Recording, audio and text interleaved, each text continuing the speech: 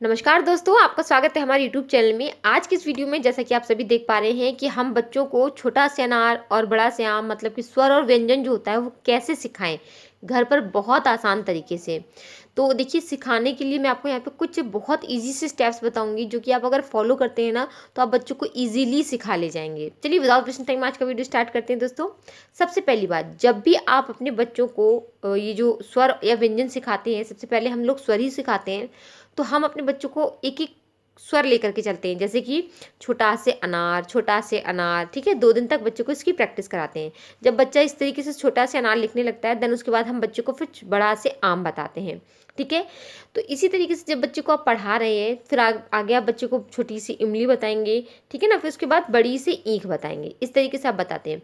तो जब भी आप बताते हैं उसके बाद आपको एक चीज़ बहुत ज़रूरी है जो कि ध्यान रखना है। क्या?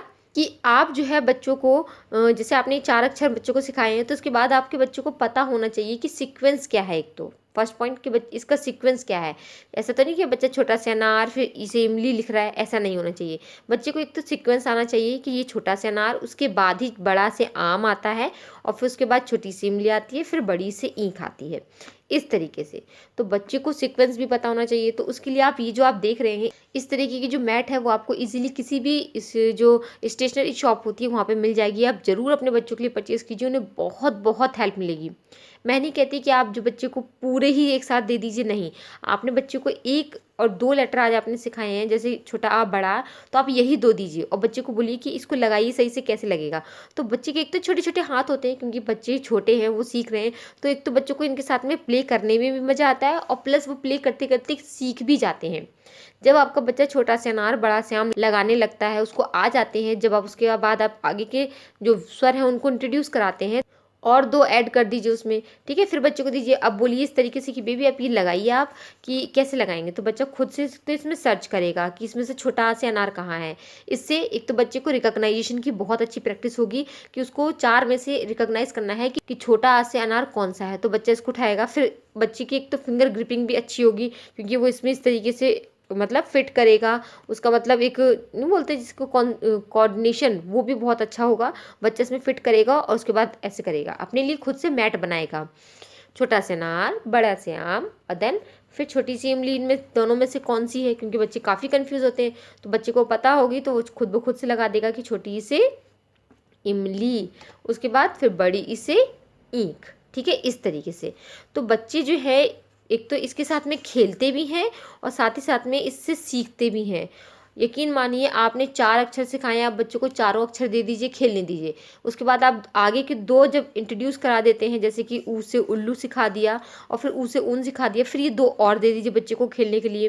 तो आप ऐसे करेंगे ना, धीरे धीरे पर डे एक एक स्वर और देते जाएंगे, तो बच्चे को बहुत मज़ा आएगा कि उसकी मैट जो है धीरे धीरे बड़ी भी हो रही है, और उसको जो है अपने आप से जो स्वर है वो लर्न भी हो जाएंगे, उनको खुद भी नहीं पता चलेगा। लेकिन आपको किस बात का ध्यान रखना है कि जैसे मान लीजिए आपने ये इतने बच्चों को सिखा दिए, तो उसके बाद आप घर में कोई भी काम कर रही हैं, आपने ये नहीं दे रखा है, आप बच्चे से वर्बली एक तो पूछिए कि बेबी आप मुझे आ से लेकर के ऊ तक सुनाइए। तो बच्चा सुनाएगा, छोटा से अनार बड़ा से आम, छोटी सी इमली बड़ी से ईंख।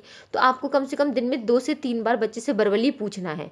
काम करते करते पूछिए, बेड पे सुला रही हूँ उस टाइम पे बच्चे से एक बार पूछ लीजिए, 2-3 बार पूछ लीजिए। तो इतना सफिशिएंट होता है, बच्चे के माइंड में रिवाइज हो जाता है। अगर नहीं आ रहा है तो आप बच्चे को बता दीजिए। ठीक है, फिर बच्चे को इस तरीके से खेलने के लिए दीजिए। बच्चा दिन भर में 1 बार भी 2 बार भी खेलता है तो भी उसकी रिवीजन हो जाती है। तो ऐसे बच्चा धीरे धीरे धीरे धीरे करके स्वर पूरी तरीके से सीख जाता है। यहाँ पे आप देख सकते हैं मेरे पास सारे ही स्वर हैं। मैं अपनी बेटी को सिखाती हूँ जो कि भी एलकेजी क्लास में है, और यकीन मानिए उनको बहुत हेल्प हो रही है इससे। वो अपनी पूरी मैट बनाती हैं इससे, और सारे बिखरे पड़े रहते हैं तो उन्हें खुद से ही फाइंड आउट करना पड़ता है कि कौन सा स्वर है, कौन सा व्यंजन है, कहाँ किसको फिट करना है। तो एक तो इसमें बच्चे की मेमोरी अच्छी खासी यूज़ होती है, बच्चे की जो कंसंट्रेशन है फिंगर्स का मतलब उनका लगाने का, तो वो भी बहुत अच्छा होता है। और प्लस बच्चे को स्वर और व्यंजन की पहचान होती है, और साथ ही साथ में बच्चे को पता होता है कि इससे क्या होता है।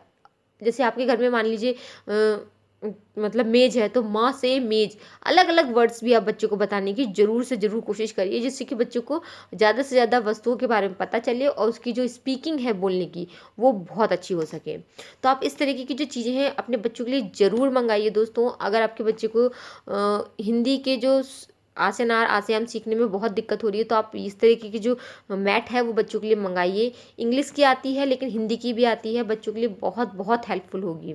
ठीक है, जब बच्चा आपका इस तरीके से सारे स्वर सीख जाता है देन उसके बाद आप क ख ग घ इस तरीके से देखिए, क ख ग घ ण, ये इस तरीके से। एक तो कलरफुल है तो बच्चे इसमें बहुत इंजॉयमेंट करते हैं। एक बेनिफिट और है कि इनके जो है आप जो इस तरीके से ये ऊसे उल्लू इस तरीके से निकाल भी सकते हैं। ठीक है, तो आपने जैसे कि बिछा रखे हैं पूरी मैट, जब बच्चे की बन जाती है या फिर 4-5 ही आपने स्वर सिखाए या व्यंजन सिखाए तो ये निकाल लीजिए और ये बच्चे को दीजिए फिर। ठीक है, ये सारे ऐसे बिछा दीजिए, जितने भी आपने सिखाए हैं 4-5 हैं जो भी है वो आप इस तरीके से लगा दीजिए इस तरीके से। तो इन सभी के जैसे कि आपने निकाल लिए। ठीक है, तो अब इसमें से आप दीजिए पहले बच्चे को ये कौन सा मतलब स्वर है, तो बच्चा इसको रिकॉग्नाइज करेगा और उसमें फिट करेगा जो कि खाली होगा। मैंने फिलहाल एक ही निकाला है, आप सारे ही निकालेंगे। तो बच्चा रिकॉग्नाइज करेगा, उसमें फिट करेगा कि ये इसका ऊ से उल्लू है।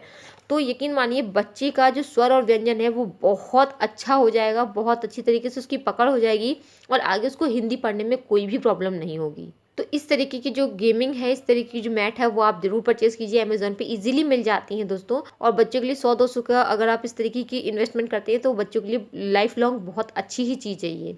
तो उम्मीद करती हूँ दोस्तों ये छोटा सा वीडियो आपके लिए हेल्पफुल होगा, आपको हेल्प मिली हो कि आप बच्चों को कैसे स्वर और व्यंजन ईजिली घर पर सिखा सकते हैं।